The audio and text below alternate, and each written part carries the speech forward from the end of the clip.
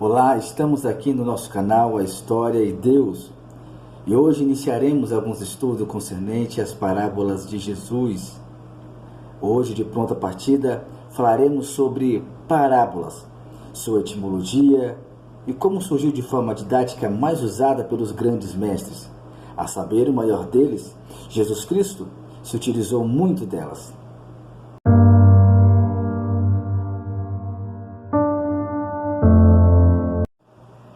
No mês de Nisan, Deus salvou Noé e sua família através da arca da morte iminente, através do dilúvio que varreu a humanidade.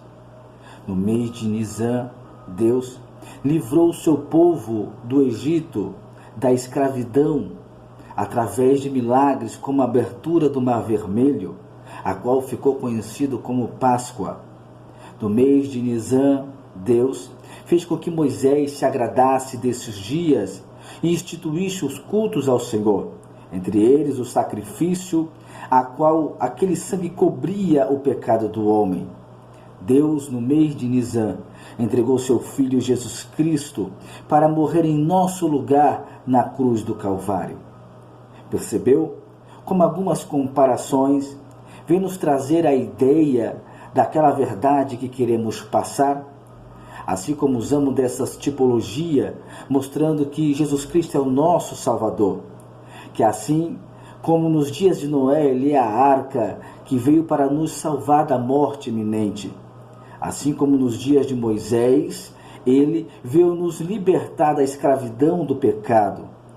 Assim como nos cultos, ele é o nosso Cordeiro Pascual. No entanto, o seu sangue não somente veio para cobrir os nossos pecados, mas assim como João o Batista ao vê-lo disse: eis o Cordeiro de Deus que tira o pecado do mundo. Pois bem, continue conosco e nós iremos aprender um pouco mais sobre estas comparações.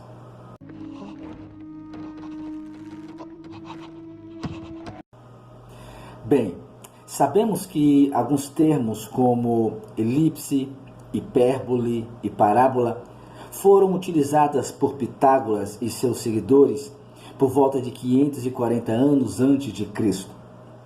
Parábola vem do grego parabole, que é uma palavra composta, que significa literalmente colocar de lado. Não se afasta muito do sentido hebraico, que vem do termo marshal, que é traduzido comumente por parábola. De sua raiz, marshal significa comparar. Sim, já os filósofos gregos e já numa antiguidade distante se utilizavam das parábolas. Flávio Joséfo, em seu livro História dos Hebreus, vai dizer que o acúmulo de tempo a qual os homens viviam na antiguidade, a saber, Matusalém, que viveu 969 anos, e esses anos faziam com que o homem acumulasse sabedoria. Assim, ficavam mais propício a descobrir e a desenvolver o conhecimento.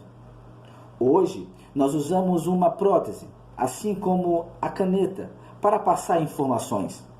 Agora imagine comigo, numa época onde a oralidade era a principal ferramenta de comunicação. Com certeza, eles usavam as parábolas frequentemente. Eu sou a porta. Observando o livro de Gênesis, escrito por Moisés, podemos analisar como algumas formas de ensino se desenvolveram. Sabemos que Moisés obteve educação egípcia. A história judaica ela vai nos mostrar que Abraão trouxe muita informação para os egípcios e estes passaram para os gregos, ou seja, a forma de ensino que eles tinham eram muito parecidas. Moisés, ao escrever o Gênesis, utilizou-se da forma didática egípcia, a qual tinha o costume de repetir algumas informações para ajudar na memorização. Observe que quando Moisés escreve o Gênesis, no capítulo 1, ele fala sobre a criação do mundo e a criação do homem. No entanto, no capítulo 2, a partir do versículo 4, ele vai repetir as mesmas informações, acrescentando apenas alguns detalhes. Isso para que o ouvinte gravasse a mensagem. Em Deuteronômio, capítulo 6, Deus vai pedir para que o povo repita a sua lei várias vezes para que memorizasse ela. Ele vai dizer que era para eles fazerem isso de manhã, quando se levantassem, ao caminhar, ao se deitar. Pediu para que ele escrevesse e colocasse nos umbrais da porta, que deveria ser inculcado na mente de seu povo as leis. No entanto, é importante ressaltar que Deus usava uma forma didática de falar com o seu povo dentro do conhecimento que o povo obtinha. Não queria dizer que esta seria a melhor forma de ensino. Não sabemos quando as parábolas se tornaram frequentes. No entanto, no primeiro livro do profeta Samuel, no capítulo 15 e no versículo 22, Samuel relata que Deus vai dizer ao povo que era melhor obedecer do que sacrificar. Observe, a palavra obedecer, tanto no latim, no grego e no hebraico, ela tem um sentido de audição ou ouvir com atenção. Já sacrifício, no latim e no grego, ele tem o sentido de fazer ou tornar o ato de fazer santo, ou seja, um dever. Já no sentido hebraico, sacrifício, ela vem trazendo o sentido de se aproximar. No entanto, da forma quando um filho, ele é muito gentil com o pai, querendo algo em troca. Deus, na verdade, estava dizendo para o seu povo que era melhor que eles ouvissem com atenção, que eles entendessem, que eles tivessem o discernimento do porquê guardar a lei, do que repeti-la várias vezes como um dever, um sacrifício, sem entender o que estavam fazendo. Sim, Deus fez uma comparação para que o povo pudesse entender a sua mensagem. Que aquele que não entra pela porta no curral das ovelhas, mas sobe por outra parte, é ladrão e salteador. Bem, aprendemos que parábolas são comparações. O que temos que entender é que comparar não significa ser igual. Mesmo que o sentido, desenvolvimento, desfecho sejam parecidos, mas de forma diferente. Parábola é aquela forma de discurso que se preocupa em garantir o efeito de uma frase, de um pensamento, pela justa posição de uma outra frase semelhante a ela. Jules vai dizer que é uma narrativa ficcional ou verdadeira, que se apresenta com o intuito de mostrar uma verdade. A parábola se difere do provérbio neste ponto. Ela não é tão concentrada, aforística como o provérbio. A parábola ela tem mais pormenores e exige um esforço mental menor para se compreender. Difere também de um discurso alegórico, pois este personifica atributos às próprias qualidades, ao passo que a parábola nos faz ver as pessoas de sua maneira de proceder e de viver. Também é diferente da fábula, a qual esta se limita àquilo que é humano e possível, ao ponto que a parábola ela apresenta situações concretas da vida. Quando olhamos para o Velho Testamento, o apólogo de Jotão, lá em Juízes, no capítulo 9, do versículo 8 ao 15, é mais uma fábula do que uma parábola. No entanto, já a do profeta Natã, o segundo livro do profeta Samuel, no capítulo 12, do 1 ao 4, também a de Joabe, também segundo Samuel, no capítulo 14, do 5 ao 7, são verdadeiros exemplos de parábolas. Também temos outras parábolas, como no livro de Isaías, no capítulo 5, do versículo 1 ao 6, temos ali a parábola da vinha, e também em Isaías, no capítulo 28, do versículo 24 ao 28, várias operações da agricultura.